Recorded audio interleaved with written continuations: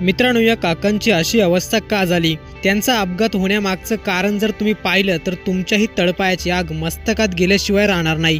नक्की असं काय घडलं व्हिडिओमध्ये, चला जाणून घेऊयात। मित्रांनो, व्हिडिओमध्ये दिसतंय की एक तरुण रिक्षाला बाहेर लटकून भरधाव हायवेवरून नाचत चाललाय। त्याचे हे कारनामे मागे असलेल्या बाईकवरील तरुण आपल्या मोबाईलमध्ये शूट करत आहे। हा रिक्षाला लटकलेला तरुण पुढे मात्र बघत नाही, पुढे कोण आहे याची त्याला जाणीव नसते।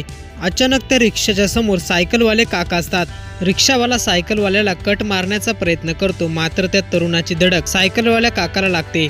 जोरात धडक लागल्याने ते काका सायकल घेऊन खाली पडतात।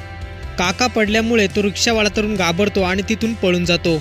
मात्र मागं असलेले बाईक्सवर काकांची विचारपूस करतात आणि त्यांना मदत करतात।